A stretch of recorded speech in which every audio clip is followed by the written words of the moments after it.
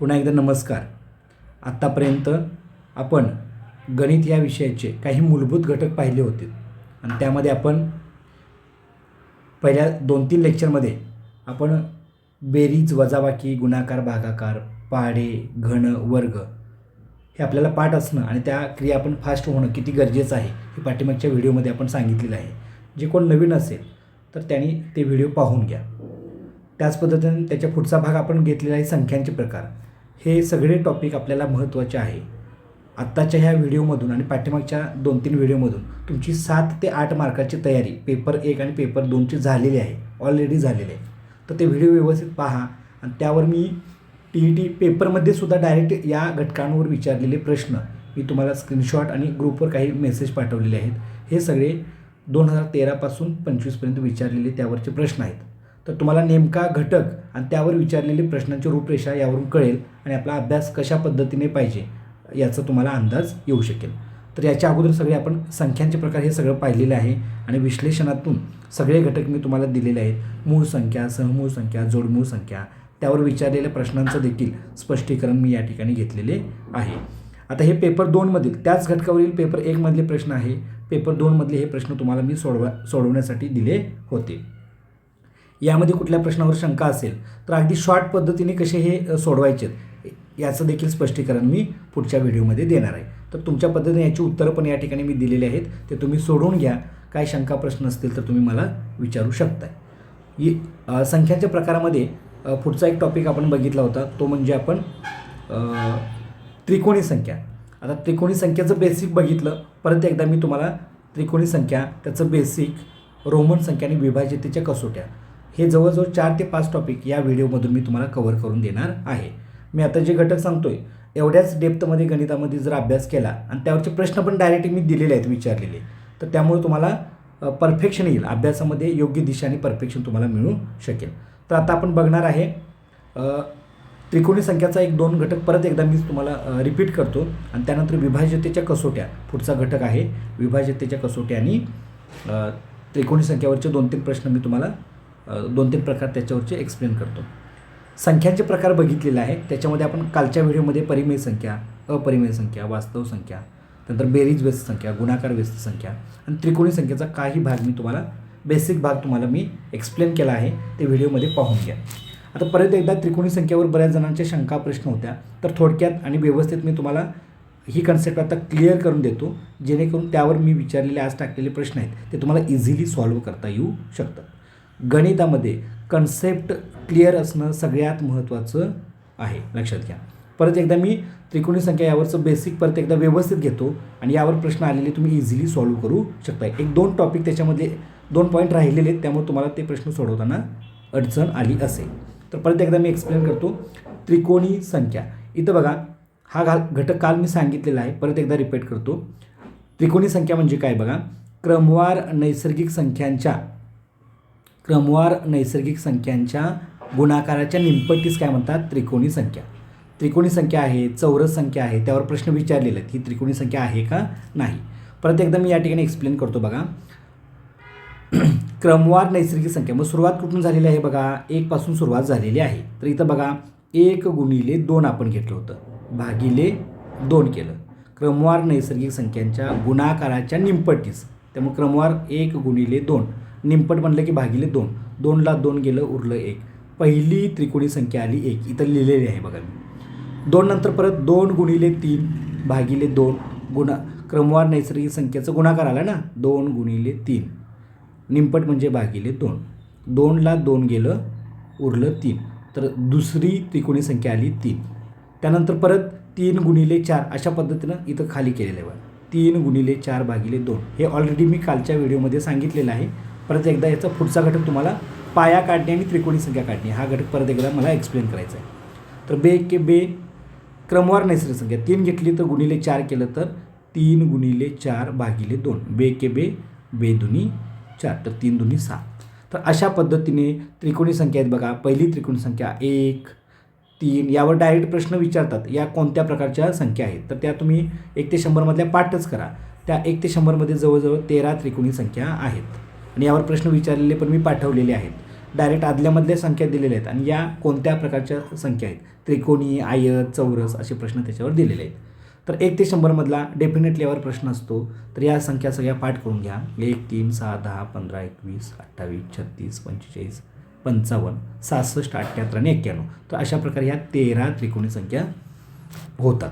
आता शॉर्टकट अजून एकदा सांगतो याच्यामधला. 1 आणि 3मध्ये 2चा फरक, परत 3चा फरक, 4चा, 5चा, 6चा, 7चा, 8चा, 9 10 असा फरक काय होत जातो, वाढत जातो त्रिकोणी संख्या.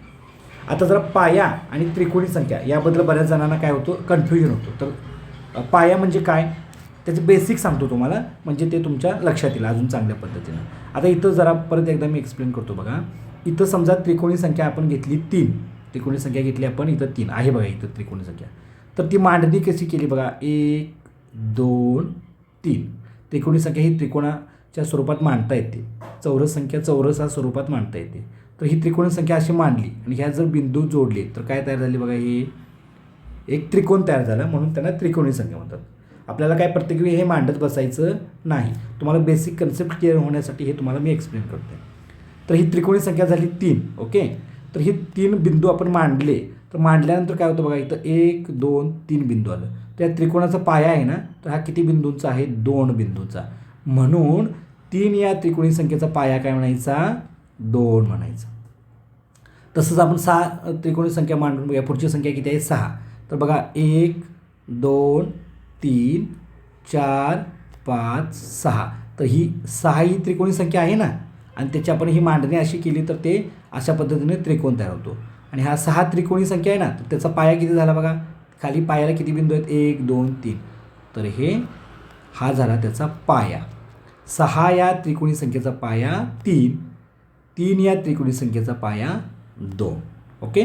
तर 3चं परत मी एकदा एक्सप्लेन करतो. 3 त्रिकोणी संख्या कशी तयार होते, तर 2 गुणिले 3 भागिले 2 बरोबर 3. 2ला 2 गेलं, उरलं 3. तर 3 ही काय झाली बघा, 2 गुणिले 3. हां, इथं बघा 2 गुणिले 3 भागिले 2. तर 2ला 2 गेलं, उरलं 3. तर 3 ही काय आहे बघा, त्रिकोणी संख्या आहे. तर या त्रिकोणी संख्येचा पाया किती म्हणतात बघा, इथं 2 आला. आलं का लक्षात बघा, 2. तर 2 पाया असणारी त्रिकोणी संख्या विचारली तर आपण कसं काढतो, 2 पाया असणारी त्रिकोणी संख्या विचारली तर 2 गुणिले 3 भागिले 2 असं करतो ना. तर हा 2 पाया झाला, 2ला 2 गेला आणि काय आलं, 3 ही त्रिकोणी संख्या आली. तसंच दुसरं उदाहरण सांगतो तुम्हाला पटवून. 6 ही त्रिकोणी संख्या असणारा पाया किती आला, 3. तर काही वेळा प्रश्न परीक्षेला ते घेणार आहे पुढं. 3 ही त्रिकोणी संख्या असेल, 3 ही त्रिकोणी संख्या 3 हा पाया असणारा त्रिकोणी संख्या किती विचारलं, तर 3 पाया म्हटल्यावर 3च्या पुढची क्रमाने येणारी संख्या 4 घ्यायची भागिले 2. बे के बे, बे 2 4, 3 2 6. तर 6 ही काय आली, त्रिकोणी संख्या. तर तुमच्या आता बऱ्यापैकी लक्षात आलं पाया म्हणजे काय आणि त्रिकोणी संख्या कशी तयार होते. तर याच्यावर आपल्याला 2 पॉईंट इथं आपल्याला दिलेले आहेत. उदाहरणार्थ इथं पहिले एक उदाहरण दिले, काल हे घेतलंय मी, पायावरून त्रिकोणी संख्या काढणे. उदाहरणार्थ 4 पाया दिला तर येणारी त्रिकोणी संख्या काढायला सांगितलं तर 4 गुणिले 5 भागिले 2. बे के बे, बे 2 4, 5 2 10. 4 पाया असताना त्रिकोणी संख्या आली 10. 12 पाया असणारी त्रिकोणी संख्या, तर 12 पाया घेतला तर 12 गुणिले 13 क्रमाने येणारी पुढची संख्या घ्यायची भागिले 2. बे के बे, बे 12, 13 संग 78, 13 संग 78. अशा पद्धतीने पाया दिला तर त्याच्यावर आपल्याला काय करता येते, त्रिकोणी संख्या काढता येते. प्रत्येक वेळी अशी त्रिकोणाच्या स्वरूपात मांडणी करायची गरज नाही. पाया दिला तर पायावरून त्रिकोणी संख्या काढायला सांगितली तर पाया लिहायचा आणि त्याच्या क्रमाने येणारी पुढची संख्या भागिले त्याला 2 करायचं. ओके. हां, तर अशा पद्धतीने. त्यानंतर त्याच्या उलट बघा, समजा आपल्याला त्रिकोणी संख्या दिली आणि त्याच्यावरून पाया काढायला सांगितला तर काय करायचं, समजा 10 या त्रिकोणी संख्येचा पाया किती. आता आपण मगाशी संख्या बघितली त्याच्यात 10 ही त्रिकोणी संख्या आहे ना, तर त्याचा पाया किती विचारला तर कसा काढायचा तो, त्या दिलेल्या संख्येची दुप्पट करायची. 10ची दुप्पट 2, तर ती किती आली बघा 20. आणि 20च्या पाठीमागची लगतची वर्गसंख्या कुठली आहे ती घ्यायची. तर वर्गसंख्या आहे ती लगतची 16. तर 16चं वर्गमूळ किती घ्यायचं, 4 घ्यायचं. तर 4 हा काय झाला, 10 या त्रिकोणी संख्येचा पाया झाला. आता तुम्ही इथं गुणाकार करून बघा, 4 हा पाया घेतला तर त्रिकोणी संख्या 10च येते का बघूया. 4 गुणिले 5 भागिले 2 बे के बे बे दुनी 4 तर 5 दुनी 10. लक्षात येते का बघा. पाया दिला असता आपल्याला त्रिकोणी संख्या काढता येते किंवा त्रिकोणी संख्या दिला तर आपल्याला पाया काढता येतो. तर त्या त्रिकोणी संख्येची काय करायची, दुप्पट घ्यायची. दुप्पट आली 20 आणि 20च्या पाठीमागची वर्ग संख्या घ्यायची. 20 हा काय वर्ग नाही, त्याच्या पाठीमागची घ्यायची, पुढची नाही. पाठीमागची वर्ग संख्या आहे ती 16. 16चं वर्गमूळ घेतलं तर तो 4. तर 4 हा त्याचा काय झाला, पाया. दुसरं एक उदाहरण इथं गेले. 78 या त्रिकोणी संख्येचा काय काढायला सांगितलं आपल्याला, पाया काढायला सांगितलं आहे. तर कसा पाया काढायचा बघा. 78 इथं त्रिकोणी संख्या होते का, हां इथं 78 आहे बघा. त्याचा पाया काढायचा झाला तर 78चे दुप्पट 156 आले. 156च्या पाठीमागचं वर्गमूळ संख्या आहे ते वर्ग संख्या आहे ते 144. 144चं वर्ग काढलं तर ते आलं 12. तर 12 हा 78 या संख्येचा काय झाला, 78 या त्रिकोणी संख्येचा पाया झाला. हे अगदी व्यवस्थित इथं क्लिअर करून दिले. परत नाही समजलं तर व्हिडिओ पहा. ओके. तर आपण कन्फर्मेशन करण्यासाठी बघूया. 12 पाया घेतला तर 12 गुणिले 13 भागिले 2 केलं तर बेसक 12 13 संग 78. तर 78 ही काय मिळते आपल्याला, त्रिकोणी संख्या मिळते. तर हे 2 मुद्दे तुमचे क्लिअर झाले असतील. पाया दिला असता त्रिकोणी संख्या काढता येते, त्रिकोणी संख्या दिला असता आपल्याला पाया काढता येतो. हे अगदी इझी आहे. व्यवस्थित समजून स्वतः जरासं उदाहरण घेऊन वगैरे सराव केला तर तुम्हाला हे सुटतात. यावरचे प्रश्नसुद्धा आपल्याला विचारलेले आहेत, जे मी तुम्हाला ग्रुपवर टाकलेले आहे, काही स्टेटसला पण ठेवलेले आहेत. शक्यतो सर्वांनी स्टेटस काय करा, माझे नंबर सेव्ह करा किंवा मला मेसेज करा, जेणेकरून स्टेटसला मी बऱ्याचशा गोष्टी ठेवतो आहे. सगळ्या गोष्टी मला सगळ्या ग्रुपवर शेअर करणं तेवढा वेळ खाऊ प्रोसेस आहे. स्टेटसला तुम्हाला जेवढं पाहिजे तेवढंच मी ठेवतो आहे, ते तुमच्या फायदेशीर असतं TETच्या परीक्षेच्या दृष्टीनं. तर हा सगळा जो सिलेबस आहे हा 5वी नवोदयपासून 8वी स्कॉलरशिपपर्यंतच्या सर्व विद्यार्थ्यांना हा सिलेबस आहे आणि हे आपल्याला TETला तेच आहे, त्याच्या व्यतिरिक्त काही नाही. आता अजून एक प्रश्न प्रकार याच्यावर आपल्याला परीक्षेत विचारलेला आहे. तर तो कसा असतो, 15 या त्रिकोणी संख्येसमोरील चौथी त्रिकोणी संख्या कोणती. आता गेल्यावेळी पण हा प्रश्न विचारला आहे बघा, आता 2025मध्ये. तर इथं जरासं क्रमानं पाठ असेल तर बघूया आपण. 15च्या पुढील चौथी 1 2 3 4. तर ह्या पाठ असतील तर डायरेक्ट आपण उत्तर सांगू शकतो. समजा ह्या 91च्या पुढची संख्या दिली आणि त्याच्या पुढची किंवा मागची संख्या विचारली तर आपल्याला काढायची प्रोसेस सांगतो तुम्हाला. ह्या संख्या पाठ असतील या दरम्यान विचारल्या तर डायरेक्ट यातून सांगता येतं किंवा त्याची काही क्रिया आहे ती क्रिया करून सुद्धा तुम्ही उत्तर काढू शकता. तर याच्यामध्ये बघा सांगतो मी तुम्हाला. 15 या त्रिकोणी संख्येसमोरील चौथी त्रिकोणी संख्या काढायला सांगितलेली आहे. तर काय करायचं, 15 या त्रिकोणी संख्येचा पाया अगोदर काढून घ्यायचा. तर पाया कसा काढायचा, पाठीमागं बघितलं 15 गुणिले 2 15 दुनी 30. 30च्या पाठीमागचं वर्गसंख्या 25. 25चं वर्गमूळ आलं 5. तर आपल्याला 15 या त्रिकोणी संख्येचा पाया मिळाला 5. तर चौथी विचारली म्हणून त्याच्यात आधी काय करायचं, 4 करायचं. तर 5 आणि 4 किती आलं, 9. तर 9 हा नवीन त्रिकोणी संख्येचा काय आला, पाया आला. हा पाया आला आणि आपल्याला विचारले काय आहे, त्रिकोणी संख्या. तर 9 पाया असेल तर 9 पाया असणारी त्रिकोणी संख्या काढायची झाली तर आपण मगाशी पाहिलं 9 गुणिले 10 भागिले 2 बे के बे बे 5 10 9 5 45. तर ती संख्या येणार आहे 45. मगाशी मोजून काढलं आणि आता आपण या सूत्रानं सुद्धा काढलेलं आहे बघा. ही 45 संख्या इथं आलेली आहे. ओके. पण समजा हे सोपं होतं म्हणून तुम्ही मोजून काढू शकताय, पण ही ट्रिक्स पण लक्षात ठेवा. समजा मोठी संख्या दिली, समजा 105, आता ते ह्याच्यात नाही आहे तर ते सगळं लिहिणं काय शक्य नाही. तर इथं काय करायचं आहे, 105 या त्रिकोणी संख्येच्या समोरील पुढील म्हटलं तर अधिक करायचं आणि मागील म्हटलं तर वजा करायचं. तर आपण पहिल्यांदा काय करूया, 105 या त्रिकोणी संख्येचा पाया करूया. तर पाया कसा काढायचा बघितलं आपण त्रिकोणी संख्येवरून. 105ची दुप्पट 210. 210च्या पाठीमागची वर्गमूळ संख्या आली, वर्गसंख्या आली 196. त्याचं वर्ग काढलं 14. तर 14 हा पाया आला. तर मागील विचारले म्हणून मागील तिसरी विचारली म्हणून त्यातून वजा 3 केलं तर 11 हा नवीन पाया आला. आणि 11 पाया असणारी जर त्रिकोणी संख्या काढायची झाली तर 11 गुणिले 12/2 बेसक 12 11 सक 66. तर हा झाला आपला. हे आता याच्या पलीकडे आपल्याला परीक्षेला काही विचारत नाहीत आणि या त्रिकोणी संख्येवर डेफिनेटली आपल्याला प्रत्येक वर्षी आपल्याला विचारलेला आहे. त्यानंतरचा महत्त्वाचा घटक आहे बघा, विभाज्यतेच्या कसोट्या. आता काल मी तुम्हाला मूळ संख्या सहमूळ संख्या ओळखायला काही ट्रिक्स सांगत होतो. तर त्या ट्रिक्स आपल्याला विभाज्यतेच्या कसोट्या माहिती असतील तरच आपल्याला ते पटकन मूळ संख्या आहे का सहमूळ संख्या आहे का शोधता येतं. अदरवाईज ते तुम्ही भाग प्रत्येक वेळी घालत बसला तर ते शक्य नाही. ते भरपूर वेळ पण जातो आणि वेळेत उत्तरसुद्धा मिळेल याची गॅरंटी नाही. तर त्यामुळं सगळ्यात महत्त्वाचा हा जो भाग आहे विभाज्यतेच्या कसोट्या, आणि त्याचबरोबर ज्या मूळ संख्या आहेत त्या मूळ संख्येचे आपल्याला पाढे पाठ असणं गरजेचं आहे. उदाहरणार्थ 2, 3, 5, 7, 11चा पाढा, 13, 17, 19 हे पाढे आपले परफेक्ट पाठ पाहिजेत आणि त्या पाढ्यामध्ये येणाऱ्या संख्या आपल्या नजरेत पाहिजेत, जेणेकरून मूळ संख्या आणि सहमूळ संख्या ओळखायला आपला वेळ वाचेल. तुम्ही ते प्रश्न पाठीमागे दिलेले व्यवस्थित सोडवलं असेल किंवा सोडवताना अडचणीत असेल तर ह्या गोष्टी त्याच्यामध्ये मी ते पण प्रश्न तुम्हाला वेगळ्या लेक्चरमधून व्हिडिओमधून ते सोडवून देणार आहेत. त्याचे शॉर्ट ट्रिक्स आणि अगदी कमी वेळेत कसं हे करायचं त्याची क्ल्यू मी ते सांगताना ते सोडवून देताना सांगेन. त्यानंतर महत्त्वाचा घटक आहे विभाज्यतेच्या कसोट्या. विभाज्यतेच्या कसोट्यामध्ये काय हो तर पटकन एखाद्या संख्येला या संख्येने भाग जातो का नाही हे ओळखण्याचा एक निकष असतो, त्यालाच आपण विभाज्यतेच्या कसोट्या म्हणतो. आता 2 भाग जातो का नाही प्रत्येक वेळी भाग घालवत बसायचा नाही, संख्या बघून आपल्याला सांगता आलं पाहिजे. या सगळ्याचा उपयोग आपल्याला संक्षिप्त रूप देत असताना गुणाकार भागाकार करत असताना अत्यंत महत्त्वाचा यूज होतो. त्यामुळे हे तुम्हाला लेक्चरमध्ये हे मी सगळे घटक आता कवर केलेले आहेत. हे परफेक्ट करा. यातून जवळजवळ 20-30% गणिताची तयारी तुमची बेसिकची झाली म्हणून समजा. आता विभाज्यतेच्या कसोटीला पहिली कसोटी आहे 2ची कसोटी. 2 भाग जातो का नाही प्रत्येक वेळी भाग घालवत बसायची गरज नाही. एकक स्थानचा अंक बघायचा.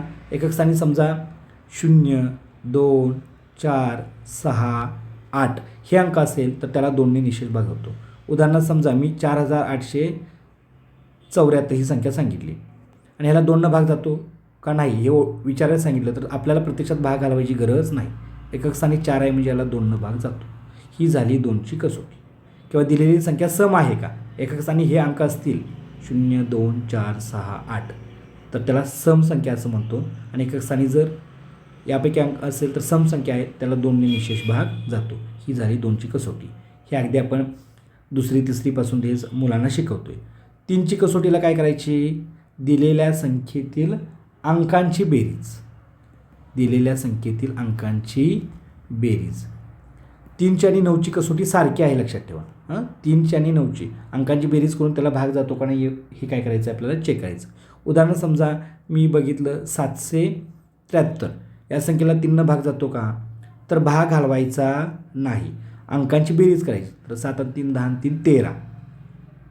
13 अंकांची बेरीज 13 येते तर 13 येते त्यामुळं याला 3 भाग जात नाही. तुम्ही प्रत्यक्षात तसं करून पण बघा तर प्रत्यक्षात त्याला भाग जात नाही.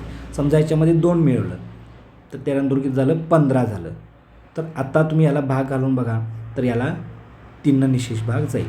तर 3च्या आणि 9च्या कसोटीला काय करायचं, दिलेल्या संख्येतील अंकांची बेरीज करायचं आणि त्या बेरजेला जर 3 भाग झालं गेला तर दिलेल्या संख्येला सुद्धा 3 भाग जातो. 9ची कसोटी सेमच आहे, दिलेल्या संख्येतील अंकांची बेरीज. प्रत्येकाची कसोटी वेगवेगळी आहे, एकसारखं नाही, त्यामुळे ते लक्षातच ठेवायला पाहिजे कशावेळी काय वापरायचं.